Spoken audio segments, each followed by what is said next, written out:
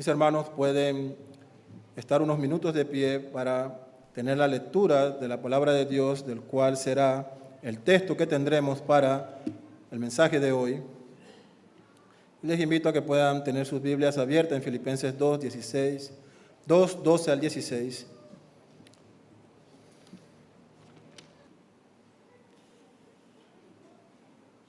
Dice así la palabra de Dios: así que, amados míos, tal como siempre habéis obedecido, no solo en mi presencia, sino ahora mucho más en mi ausencia, ocupaos en vuestra salvación con temor y temblor, porque Dios es quien obra en vosotros tanto el querer como el hacer para su beneplácito.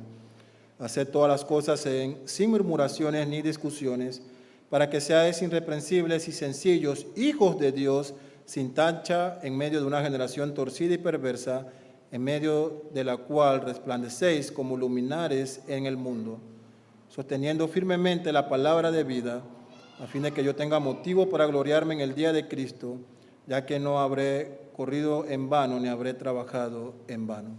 Oremos.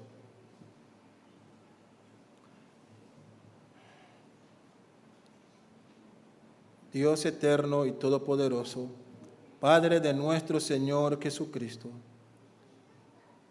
en esta hora, oh Dios, nos acercamos ante ti para rogar que según tu mucha misericordia tú hables a nosotros hoy por medio de la exposición de tu santa palabra. Sabemos, oh Dios, que tú has dicho que tu palabra es viva y eficaz y que ella, Señor, ha sido enviada por ti para regar toda la tierra y para traer fruto delante de ti, Señor, y cumplir todos los propósitos por lo cual tú la has dado. Por eso confiamos, Señor, y descansamos en que a través de esta exposición, a través de la reflexión y del estudio de tu palabra, Señor, nuestras vidas serán transformadas, edificadas, nuestras almas serán alimentadas, Señor, nuestro pecado será expuesto y podremos, oh Dios, conociendo esta verdad, de ir a ti en arrepentimiento. Que tu Espíritu Santo esté con nosotros, guiándonos, Señor, a toda verdad y transformando nuestras vidas por medio del poder de tu santa palabra, Señor. Te pedimos que tu iglesia sea edificada en esta hora, oh Dios. En el nombre de tu Hijo Jesucristo te rogamos estas cosas. Amén. Pueden tomar sus asientos, mis hermanos, y como han podido observar, el título del sermón tiene esta pregunta: ¿cómo cultivar una vida piadosa? Y estará dividido en 3 partes, en el cual esperamos que el Señor nos ayude a poder exponer de qué manera una vida piadosa puede ser una realidad en cada una de nuestras vidas.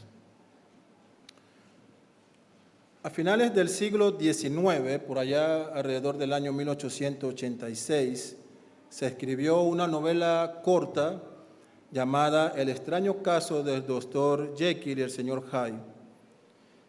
Y esta novela fue todo un éxito en esa época, a pesar de ser un escrito de poco volumen en cuanto a cantidad de páginas y demás. El autor de ella, Robert Louis Stevenson, escribe en esta novela el trama que vive un abogado que investiga la extraña relación que tiene un buen amigo de él, el señor y doctor Henry Jekyll, y otro individuo desconocidos que anda por la ciudad, un misántropo de nombre Edward Hyde, o con el nombre que se identifica. Así que esta novela nos relata cómo este abogado busca poder relacionar qué une o qué tienen en común su amigo, el doctor Henry Jekyll, y este desconocido señor identificado como Edward Hyde. Para sorpresa de él, o lo que este abogado desconoce, es que en su investigación llegará a la conclusión de que su buen amigo, el doctor Jekyll, es también Edward Hyde. ¿Y cómo es esto? El trama lleva al lector a descubrir cómo el doctor Jekyll, como este científico y hombre de ciencia, crea esta poción, este brebaje, que tiene este poder de quitar de la persona, de aquel que lo bebe, toda buena obra, todo lo bueno, y dejar solamente lo malo, dando a relucir en la propia vida de Henry Jekyll a este individuo que se denomina Edward Hyde. Y en esta nueva personalidad, este individuo es un criminal capaz de cualquier atrocidad, un individuo entregado a toda maldad, sin ni una sola gota de amor o de bien. Así que según cuenta esta novela, el propósito es que el ser humano sea identificado como aquel individuo en el cual puede morar el bien y el mal juntos, aún en la misma persona.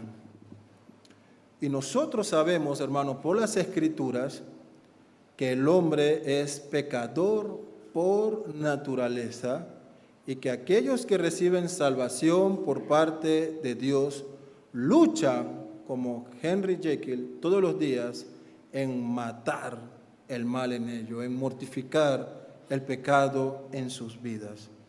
En cierto modo, esta novela secular tiene esta metáfora de lo que el cristiano experimenta al tener en sí todas estas virtudes del nuevo nacimiento, pero aún encontrarse con la cruda realidad de que en muchas ocasiones Edward Hyde despierta en nosotros. Así que cuando nos referimos, como dice el título del sermón, a cómo cultivar una vida piadosa, primeramente estamos diciendo que hay una clase de vida distintiva, diferente. Hay una vida que no es igual a la de las demás personas. Hay una vida que es particular del creyente, una vida piadosa.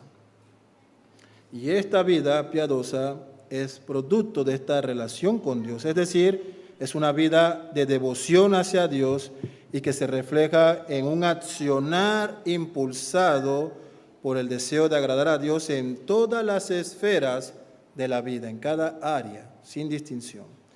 Y cuando decimos cómo cultivar una vida piadosa, estamos afirmando que hay ciertas acciones que están bajo nuestra responsabilidad, que son de nuestro alcance como hijos de Dios, que debemos practicar para fomentar en nosotros vivir en consonancia a la palabra de Dios. Así que lo que vamos a observar en primer lugar es esta tarea de nuestras vidas, a la que Pablo nos llama a través de su escrito a Filipenses. En el verso 12 él dice: así que, amados míos, tal como siempre habéis obedecido, no solo en mi presencia, sino ahora mucho más en mi ausencia, ocupaos en vuestra salvación con temor y temblor, porque Dios es quien obra en vosotros tanto el querer como el hacer para su beneplácito. Así que Pablo, conociendo a los hermanos en Filipo, le exhorta a continuar con aquella actitud de obediencia hacia las cosas de Dios. Y él es claro, no una obediencia que depende cuando yo estoy entre ustedes, ¿no? Cuando estoy en Filipos entre ustedes, no esa obediencia solamente en aquella ocasión, sino aun cuando estoy ausente de estar en medio de ustedes, ustedes tienen esta responsabilidad de obedecer y hacer efectiva todas las cosas. Así que, amados míos, dice, tal como siempre habéis obedecido, ¿sí?, no solo en mi presencia, sino ahora mucho más en mi ausencia. Y esta sesión, mis hermanos, es abordada por Pablo después de que a inicio del capítulo 2 él ha afirmado que de acuerdo a la majestuosa verdad de la obediencia de Cristo, nosotros deberíamos imitarla. Él dice en los versos 1 del capítulo 2 que la obediencia de Cristo ha excedido cualquier cosa que nuestra mente limitada pueda imaginar. En amor, pero sobre todo en obediencia al Padre, Él se ha humillado, dice Pablo allí. Él se ha despojado de esa condición de gozar de la presencia inmediata de Dios, de esa condición de majestuosidad, de ese estado en el universo como regente, con el propósito de hacerse, dice, uno como nosotros, dejando esa condición de gloria, adoptando ahora una condición humilde, como cada uno de nosotros, humillándose de tal forma que se hace un siervo, y de tal vergüenza es humillación que es entregado a la muerte de una vergonzosa cruz. Ustedes, Filipos, dice Pablo, aunque yo no esté presente, recordando la obediencia de Cristo que soportó esta humillación por complacer al Padre, ustedes también obedezcan esto. Y es interesante que él agrega cómo debe ser nuestra obediencia. Él dice que con temor y temblor ocúpense en su salvación. Y en pocas palabras, mis hermanos, esta es la tarea de nuestra vida como hijos de Dios, estar ocupado en nuestra salvación. Y más vale, mis hermanos, que usted como hijo de Dios esté pero muy involucrado. Es más, completa y totalmente involucrado en cultivar una vida de piedad, una vida que se caracteriza por estar ocupada en su salvación. Porque en primer lugar, mis hermanos, este es un acto de obediencia ante Dios. Estamos ocupados en aquel don que no merecíamos y se nos ha dado, la vida eterna. Y es además una evidencia de que somos sus hijos. Es interesante que el término ocupados en el original implica este trabajo completo. Es progresivo, pero es un trabajo completo, no incompleto. No es una media ocupación. No aspiramos a estar medio salvos o casi santificados, no. Es un acto de obediencia en el que estamos trabajando para completar la santificación de nuestras vidas. Así que en pocas palabras, los hijos de Dios se encuentran dedicados a la piedad. Ese es el negocio en el que estamos, mis hermanos. Es en lo que invertimos, en la piedad. Y esta es la labor de nuestro Padre. Cuando orábamos el Padre Nuestro, la primera petición, antes del pan de cada día, antes de líbranos del mal y perdona nuestras ofensas y que tu reino venga, nuestra primera petición es que Él sea santificado en su nombre. Y el propio Padre demanda de sus hijos, sean santos como yo soy santo, dice nuestro Dios. Así que nótese que el apóstol aborda esta necesidad desde una perspectiva que implica que esta labor de estar ocupados en nuestra salvación es una necesidad personal e individual de cada persona que manifiesta haber experimentado el nuevo nacimiento. Eso es un asunto de cada hijo de Dios, de forma individual. Cada uno de ustedes, al igual que yo, somos total y completamente responsables de estar al pendiente de nuestra salvación y de la forma en la que estamos viviendo ante Dios. Ahora bien, permítame aclarar aquí lo siguiente. Pablo no está afirmando que para poder ser salvo el creyente debe hacer ciertas obras de piedad o vivir de tal forma que sus obras cooperen en conjunto con la gracia de Dios para salvarnos, sino es todo lo contrario lo que él afirma. Él está diciendo que una vez que hemos nacido de nuevos, una vez que somos salvos por la fe en Cristo y que se nos imputa la justicia de Jesús y todos los beneficios que conlleva la obra de salvación, después de haber recibido el don de la fe, de haber experimentado la gracia y de haber sido llevado a experimentar un verdadero arrepentimiento de nuestros pecados, entonces, entre las primeras obras que debemos producir como evidencia de esta conversión es que tendremos este sentido tan alto y de tal urgencia de estar ocupado en nuestra piedad, de estar trabajando en nuestra salvación. Ahora bien, esta preocupación por nuestra salvación no debe girar en torno a una actitud meramente religiosa. No se trata de procurar cultivar una vida de piedad por medio de la práctica constante de ciertos ritos o oraciones que podamos hacer. Pablo es claro cuando dice que debemos ocuparnos con temor y temblor. ¿Y qué quiere decir esto?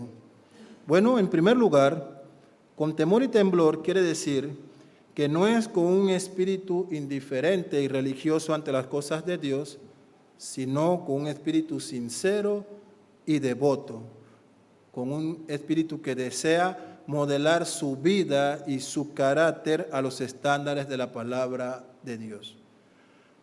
Con temor y temblor, en segundo lugar, no implica o no quiere decir que cultivar una vida piadosa se debe hacer en dependencia de mis propias fuerzas, aunque implica mi esfuerzo. No significa que depende de mis propias fuerzas, de la justicia que yo pueda producir, sino en total dependencia de Dios, confiando plenamente en Él en todas las cosas de la vida, procurando discernir la voluntad de Dios y someterme a ella, conociendo la justicia de Dios y haciendo la realidad en mi vida. En tercer lugar, con temor y temblor implica también tener un alto concepto de las cosas que son de Dios, las cosas consagradas por Él. Tratar con respeto todo lo relacionado a Él, su carácter, su nombre, lo que Él es, conocerle de verdad. Tratar con respeto su palabra, su casa, la iglesia, donde nos reunimos. Tratar con respeto y devoción el día que Él ha separado para su adoración, el domingo. En cuarto lugar, con temor y temblor también significa andar con esta reverencia, procurando no ofender a Dios en cualquier forma, actuar con humildad ante Él.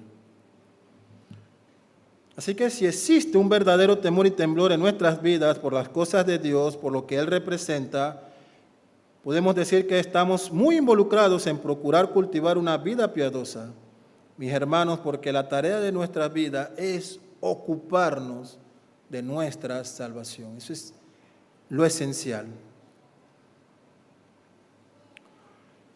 Pero el verso 13 ahora nos habla de estos recursos celestiales que Dios ha otorgado para una vida piadosa.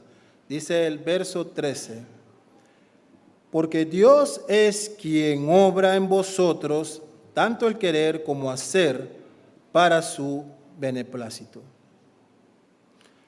Así que imagínense constar con esta garantía vitalicia que nunca expirará. Dios promete recursos inagotables al alcance de todos sus hijos en igual cantidad y calidad, que van a garantizar que ellos puedan hacer posible cultivar una vida piadosa. Porque este temor y temblor que nos motiva a ocuparnos de nuestra salvación, aún esto, hermano, es fruto de Dios, de su obra en nuestras vidas. ¿Y sabe lo que esto significa? Significa que verdaderamente le pertenecemos a Él, que somos realmente su heredad, que somos su pueblo, sus hijos, y Él está allí produciendo en nuestros corazones tal necesidad de urgencia en que nosotros estemos ocupados en nuestra salvación.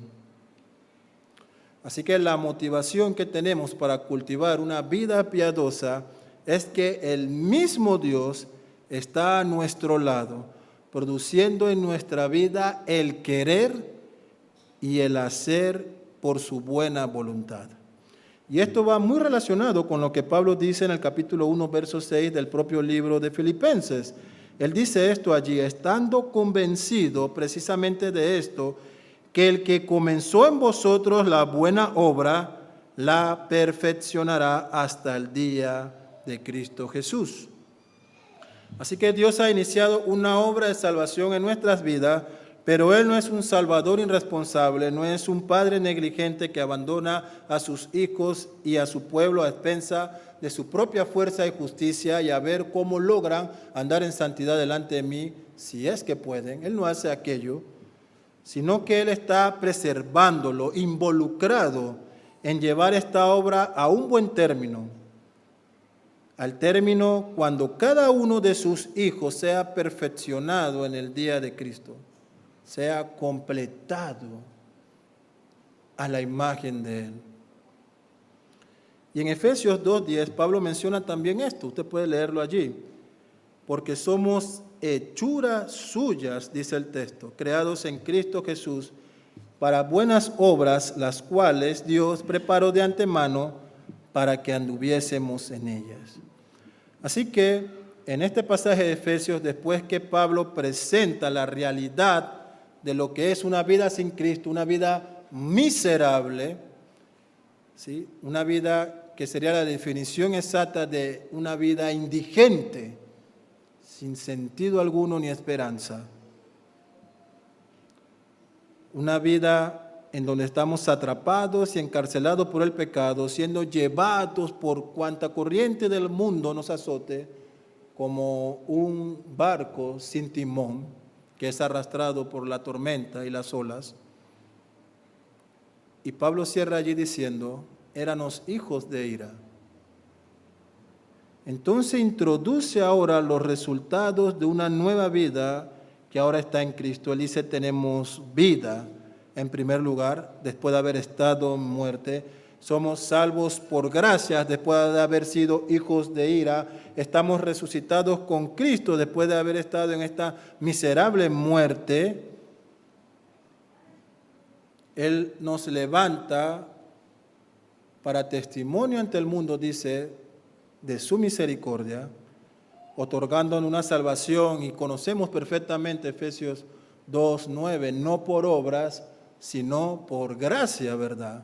Pero allí no termina, hermano, el pasaje.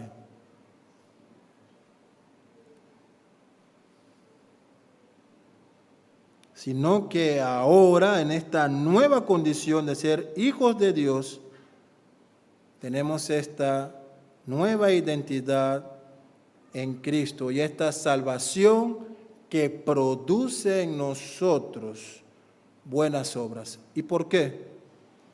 Porque dice el pasaje, porque somos hechura suya. En términos sencillos, hemos sido recreados a su imagen, hemos nacido de nuevo para andar en cada una de las buenas obras que el Santo Padre ha preparado para sus hijos. Él no solamente te ha salvado, sino que ahora Él tiene un propósito para tu vida, obras buenas de santidad para que tú camines en ella. Porque una característica de nuestra santificación, ya que el ocuparnos en nuestra salvación está muy relacionado con este aspecto de nuestra santificación, es que en esta obra de vivir en santidad, en esta labor de andar en santidad y procurar la santidad, se involucra esta sinergia, es decir, esta asociación entre Dios y el creyente. Y hemos dicho de forma clara anteriormente que el acto de salvación es una obra de Dios solamente, no hay colaboración humana, es por gracia y no por obra. Esto significa que la salvación es una obra monergista, no hay asociación humana allí. El Salmo 3:8 dice, la salvación es de Jehová, le pertenece solo a Él. Queremos decir con esto que Dios, el Espíritu Santo, es el único que está trabajando en hacer la regeneración posible en el ser humano. No hay asociación ni ayuda de parte del hombre que provea un mérito de salvación. Es solo Dios quien salva. Pero en cuanto a lo que ocurre después de que somos salvados, ¿cómo viviremos? ¿Cómo andaremos en esta santificación progresiva en nuestras vidas?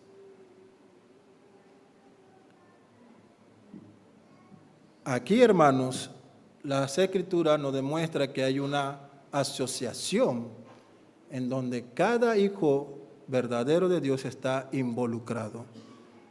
No somos un simple objeto que decimos, hazme santo y ya, heme aquí, pon la aureola sobre mi cabeza y alas en mi espalda y ya. Eso no ocurre así. Es un progreso en donde tenemos que estar involucrados. Puesto que Dios provee obras buenas para que andemos en ella, Él también exige y demanda que nosotros y cada uno de nosotros, todo el tiempo, en todo lugar y bajo cualquier circunstancia, andemos en esas obras que Él ha puesto. Él exige y demanda que nosotros estemos ocupados en nuestra santificación, en que sus hijos estén atendiendo estas obras preparadas por Él, estos recursos celestiales que Él ha provisto para garantizar que seamos hechos, hechura suya y santos. Porque, ¿qué es el pecado? Bueno, es todo lo contrario a esto.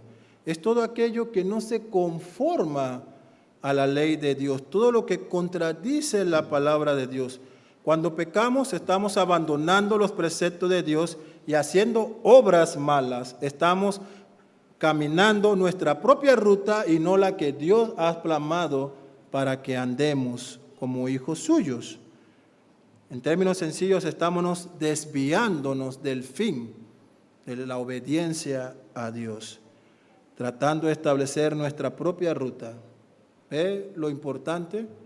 Así como el pecado es nuestra responsabilidad, también el ocuparnos de nuestra salvación es nuestra responsabilidad. Por lo cual, hermano, nuestra santificación demanda nuestro compromiso.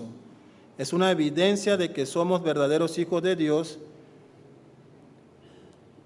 Cuando estamos trabajando en hacer las buenas obras que Dios ha preparado para nosotros, esto implica que estamos verdaderamente viviendo la vida que Dios exige que vivamos. Y esto es sencillo, me encanta el escritor de Hebreo, tan práctico y profundo. Busca la paz con todo y la santidad sin la cual nadie verá al Señor. Así de simple. Sin santidad, tú no verás al Señor. Y si tú no estás ocupado en eso, hermano, tú no te encuentras en el camino que te lleva al Padre, sino en el que te lleva al infierno. Para entender esto, voy a compartirle lo que los cánones de Dor en el capítulo 3 y 4 y en el artículo 11 y 12 dice, y leo así: Él infunde nuevas cualidades en la voluntad y hace que esa voluntad que estaba muerta reviva, que era mala se haga buena, que no quería, ahora quiera realmente, que era rebelde, se haga obediente. Él mueve y fortalece de tal manera esa voluntad para que pueda, cual buen árbol, llevar frutos de buenas obras.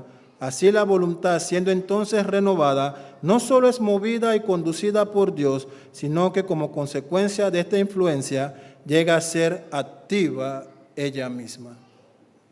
La vida cristiana, mis hermanos, no es una vida pasiva,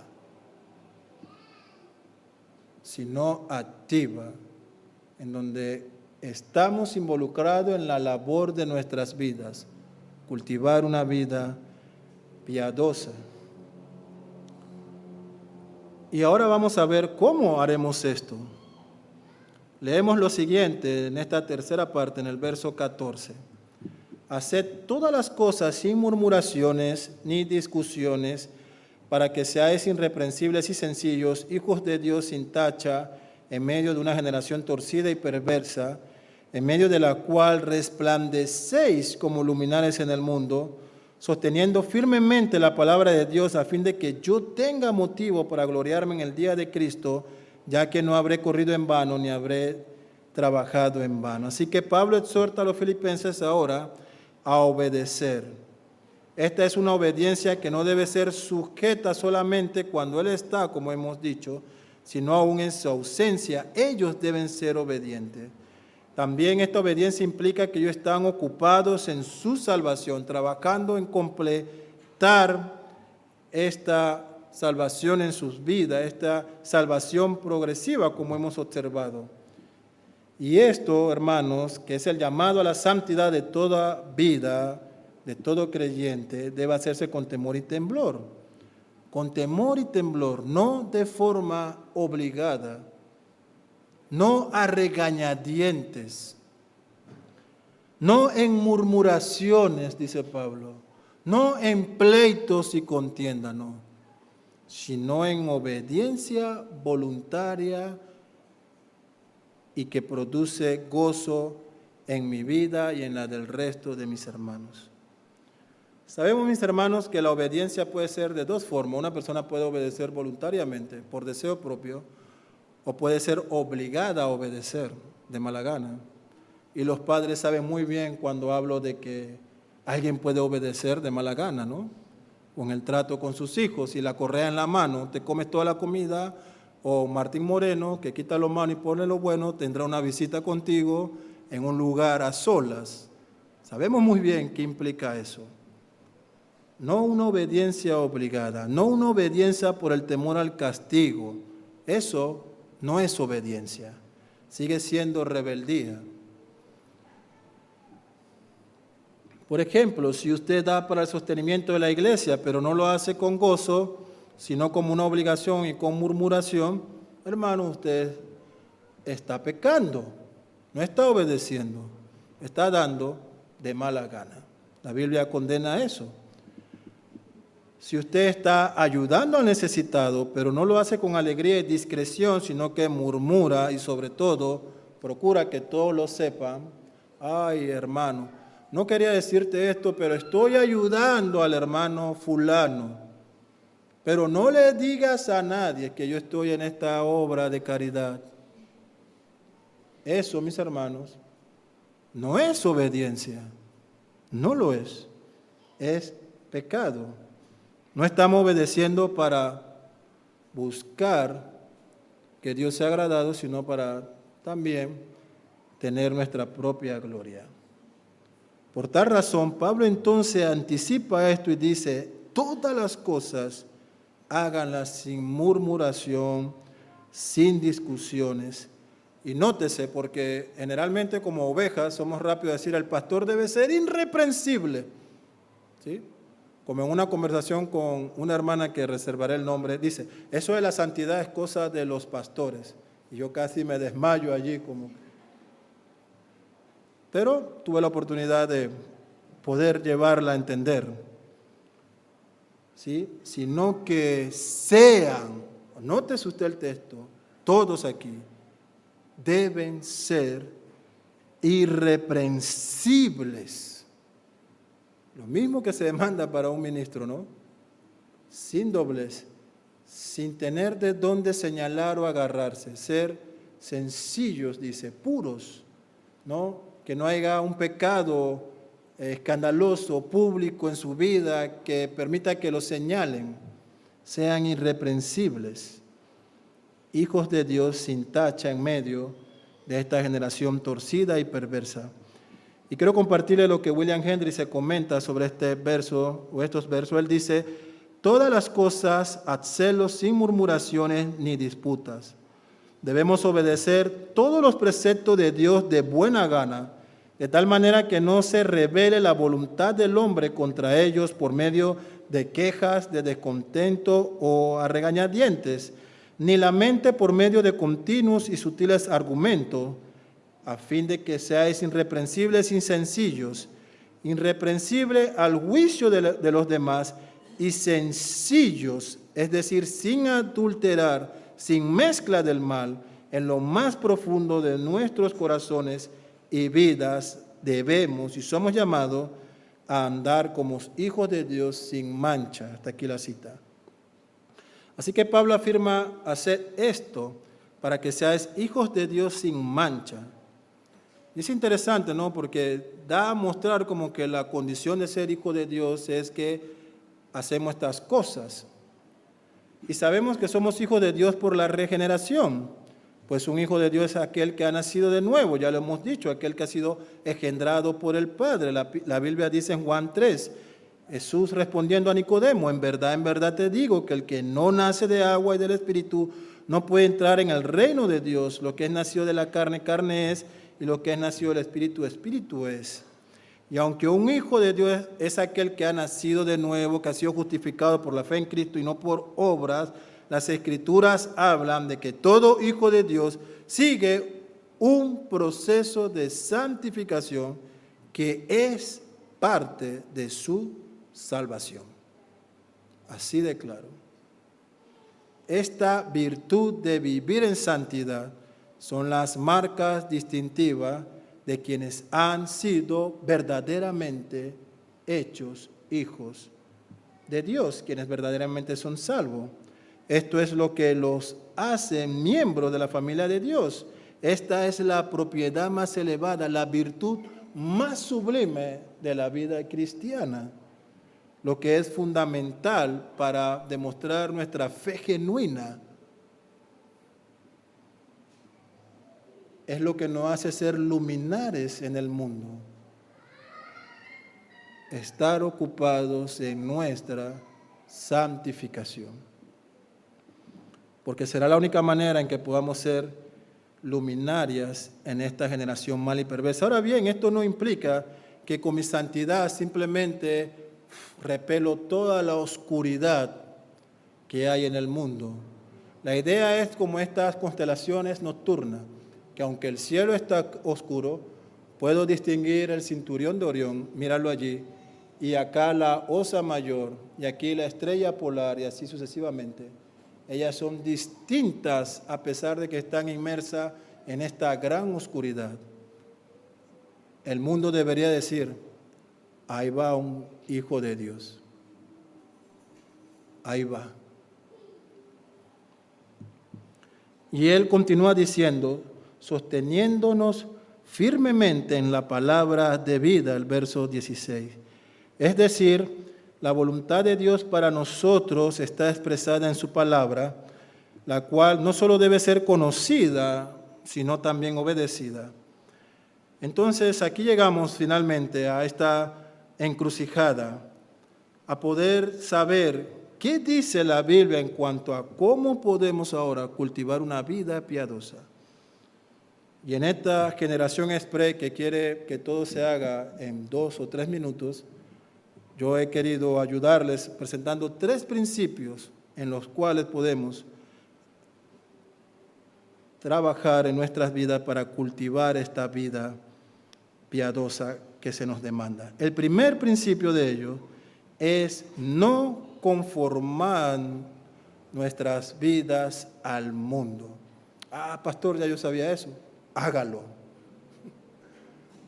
No se conforme al mundo. Esto es esencial en la vida del cristiano. La carta a los Romanos, capítulo 12, verso 12, es clara y tancante. No os conforméis a este siglo, sino transformaos por medio de la renovación de vuestro entendimiento, para que comprobéis cuál sea la buena voluntad de Dios, agradable y perfecta. Y no conformarse al mundo implica no adaptarse a él, no parecernos al mundo, no amoldarse a esta generación. Imagínense este molde en lo que son de mi generación, ¿sí? El siglo pasado. ¿Recuerdan estos moldes en la escuela para hacer estas esculturas de cal y pintarlas para el Día de las Madres y regalarle la misma flor cada año con colores distintos? ¿Sí? No imbuirse al mundo, no introducirse, al moldarse a su forma. No os conforméis, dice, ser distinto a ellos. Cultiva esta piedad que te distinga de cómo vive el mundo. Y esta distinción no es meramente externa, no significa que las damas ahora no tendrán que usar maquillajes o que es un terrible pecado e imperdonable que llegues aquí en pantalones, mujer, o que tengas este corte de cabello en específico, o que ni se le ocurra a un varón llegar a la reunión de jóvenes o un viernes en bermudas porque disciplina tendrás sobre ti. Debes estar con camisa blanca, corbata roja y pantalón negro. No son estas cosas externas, aunque muchas de ellas son necesarias, no de las que mencioné, sino en el principio. Es que y esto es interesante, porque una persona puede externamente aparentar esta distinción al mundo, puede fingir esta forma de hablar y de vestir como hijo de Dios, pero internamente su corazón puede estar completamente saturado de la mundanalidad, aunque externamente pueda aparentar lo contrario. Así que Pablo advierte de esto y dice, no te conformes al mundo, sino sé transformado, literalmente cambiado, como el proceso de la metamorfosis, que es increíble esta metáfora. Nosotros somos ese gusano que ahora ha entrado en este capullo y ha salido en una nueva criatura. Así nos tomó Dios, de asqueroso que éramos por nuestro pecado. Y no nos demanda que salgamos medio gusano mariposa, por decirlo así, sino a ser una criatura distinta, ser transformado. No nos amoldamos al mundo, sino nos amoldamos y conformamos a los preceptos de Dios. Ser guiado e influenciado por el Espíritu Santo y no por el espíritu del mundo. El creyente actúa, es ser transformado, es estar por encima de los preceptos del mundo, en toda área. En todo lo que hacemos tenemos estándares más elevados, una ética santificada, una moralidad y valores sujetos a una ley suprema, a la ley de Dios y no a la del mundo. Por esto el cristiano es una luminaria en este mundo de oscuridad, porque hace las cosas sin murmuración, sin contienda. El cristiano es una luminaria al mundo porque es irreprensible, es puro, es sencillo, porque hay evidencias genuinas de que es un hijo de Dios, es distinto al mundo, no se conforma a él, porque mientras el mundo vive en la maldad y perversidad, dándole rienda suelta a sus pasiones, el cristiano está cultivando una vida distinta, una vida piadosa, que inicia con este primer aspecto fundamental. No puedo y no debo en ninguna forma y bajo ninguna circunstancia estar conformándome a este mundo. Está de más preguntar si usted está viviendo de esta manera, ¿no? O si usted es una luminaria para el mundo, para su familia, para sus amigos no creyentes. El segundo principio, y también fundamental, después de entender que no podemos conformarnos a este mundo, es que para poder cultivar una vida piadosa, yo no debo proveer para los deseos de mi carne. En Romanos 14, verso 14, Pablo dice, sino vestíos del Señor Jesucristo y no proveáis para los deseos de la carne. ¿Cuántos aquí tienen una cuenta de Navidad? Me gustaría hacer una encuesta regional para saber si eso es exclusivamente de los panameños, que ahorramos todo el año para gastárnoslo en diciembre, o si las otras naciones alrededor tienen la misma práctica. Pero ¿cuántos aquí tienen un ahorro para fin de año? Usted está proveyendo, ¿no? Ahorrando, o tal vez un ahorro para asuntos futuros, asuntos de emergencia, ¿no? Usted está proveyendo para eso. Bueno, esta es la misma idea. En nuestro caminar hacia el cultivo de una vida piadosa, debemos entender que nuestra responsabilidad es apartarnos del pecado. La confianza personal es un terrible enemigo, yo no caeré. No, pastor, usted no me conoce. Yo no caeré en ese pecado. Yo no lo haré. ¿Ok? Ok. Pedro dijo, ¿sabes qué? Te equivocas, Jesús, porque aunque me cueste la vida, yo no te voy a negar. Y Jesús dijo, ok, mira, Satanás te ha pedido para zarandearte, pero te salvas, Pedro, de que yo he rogado para que tu fe no falte. La confianza personal nos traiciona. Pensamos que estamos firmes en nuestras convicciones y que podemos caminar cerca del pecado, verlo, acariciarlo un poco, escuchar qué nos dice, ¿sí? Tocarlo y palparlo sin ser mordido. Las Escrituras nos exhortan, en cuanto a ti, no proveas para eso, no lo hagas. Es decir, no facilites o proporciones recursos necesarios para que el pecado te devore. No te creas una propia emboscada en la que caigas tú mismo. No lo hagas. No proveas para ser tentado. Y esto aplica a todas las áreas de nuestra vida, en las relaciones interpersonales, en las laborales, en todas. Su santificación es prioridad.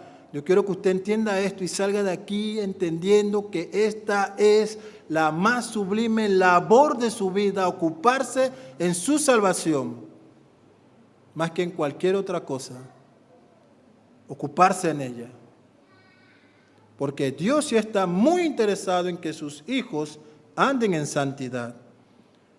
No provea para los deseos de la carne, hermano. Cuide lo que mire, lo que habla, lo que lee, lo que escucha.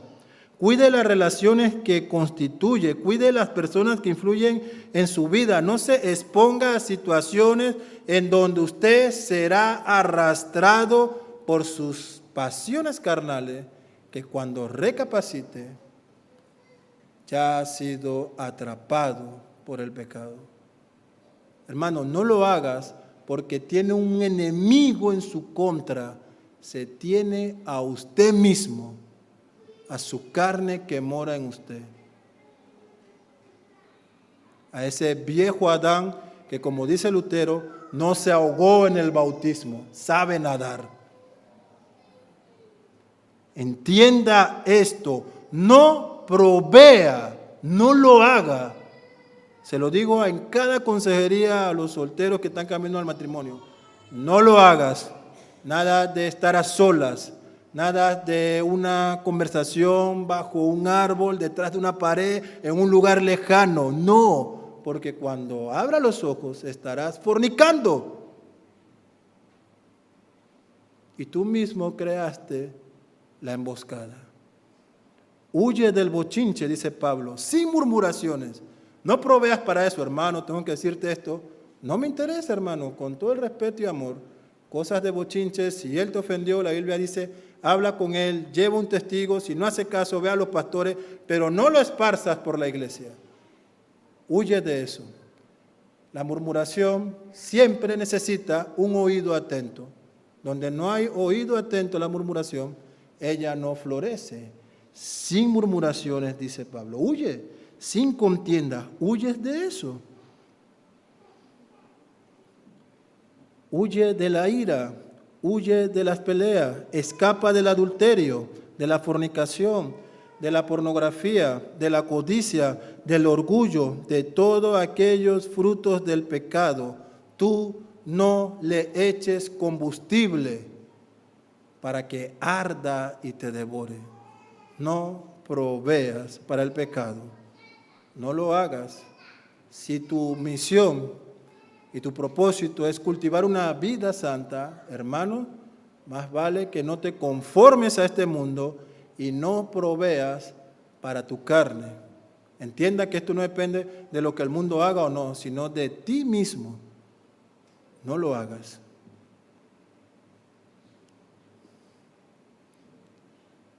Y el tercer principio para cultivar una vida piadosa ante Dios es perseverar unido a Cristo.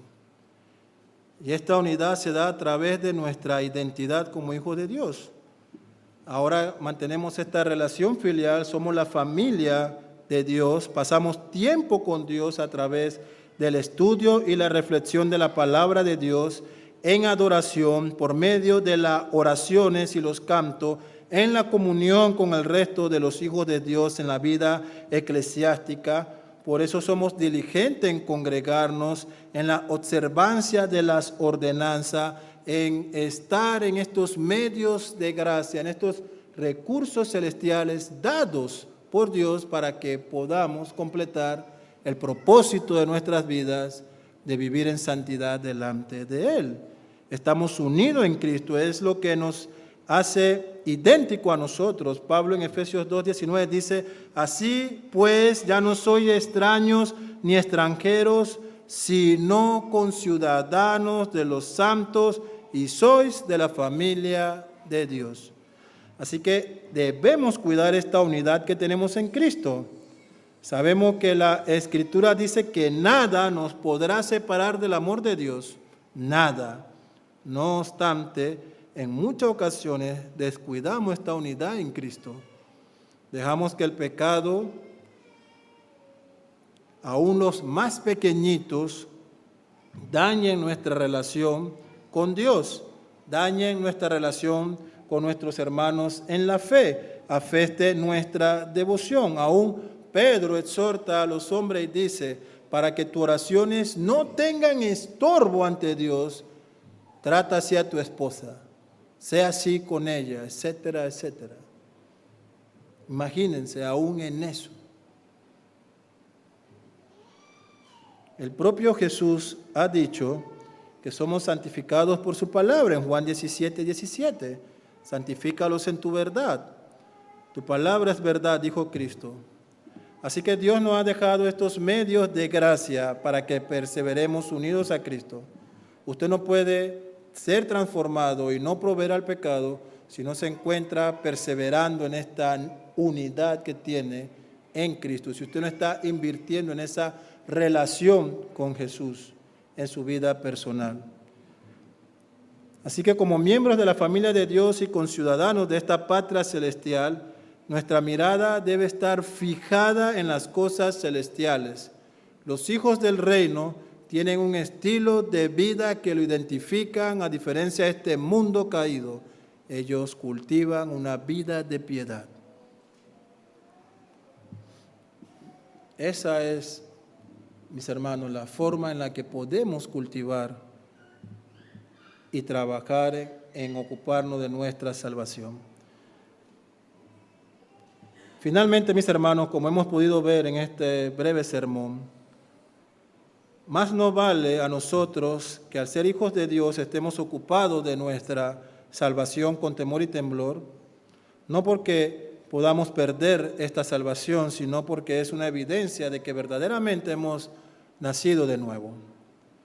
Aquella teoría del cristiano carnal no es bíblica. Sí, lo que esta teoría dice es que Edward Hine, el maniático criminal, siempre está ausente aunque tiene un corazón convertido. Eso, mis hermanos, no es bíblico, no existe. No hay ese espécimen extraño dentro de la casa de Dios que es de un corazón regenerado y de una vida totalmente carnal. No lo es. Y nunca lo será. Los verdaderos hijos de Dios no llevan una vida mundana. Ellos se ocupan en su salvación. Se ocupan en su salvación. Y si una persona afirma que es de Dios y no vive como Él demanda y peca y se disfruta en esos pecados, hermano, no estamos ante un creyente.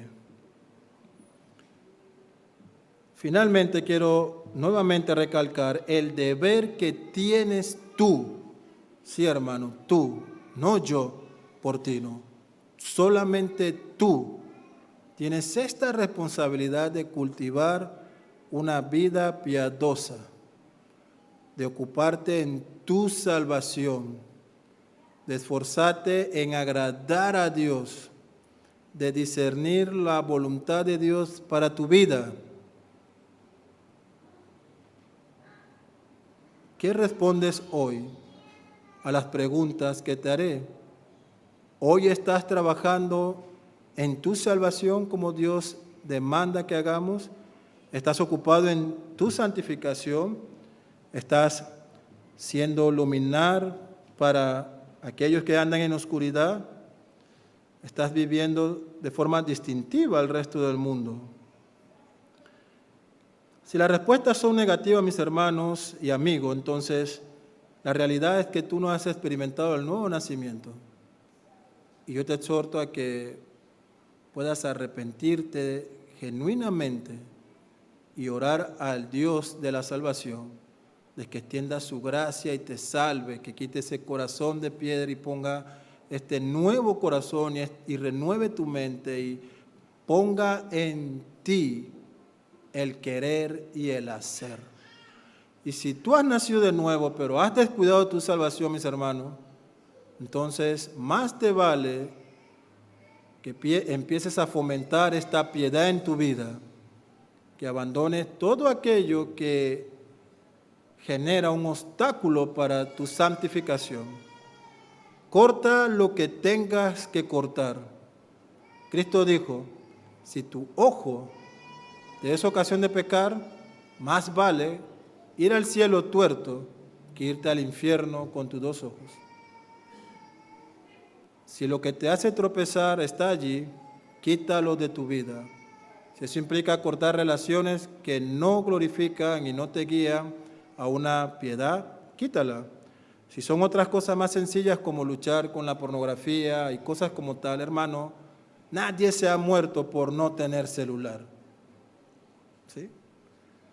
Y aunque Tigo o la empresa que sea te llore porque cortaste el internet, es mejor eso que seas tú quien llore y cruja en el lago de fuego, porque nunca fuiste un verdadero hijo de Dios.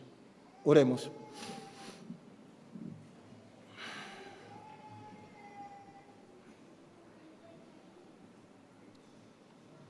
Oh Dios eterno, reconocemos, Señor, nuestra negligencia al ocuparnos en nuestra salvación que tú nos has dado.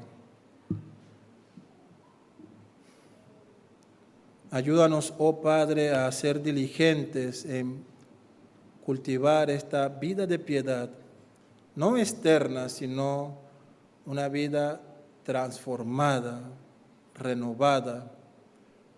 Sabemos, Señor, que la lucha con el pecado nos va a acompañar toda nuestra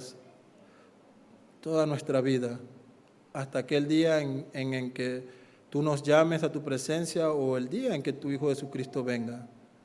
Lucharemos contra el pecado, Padre, pero tu palabra nos enseña que esta lucha es victoriosa para el creyente. El pecado, Señor, lo iremos mortificando y matando en medida en que crecemos en santidad delante de ti.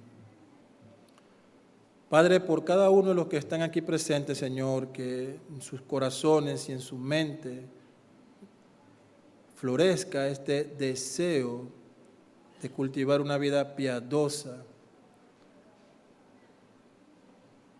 que se ocupen en su salvación como la tarea más importante de sus vidas, oh Dios. Ayuda a tu iglesia, Señor, ayúdanos a vivir de tal manera como hijos tuyos, Dios.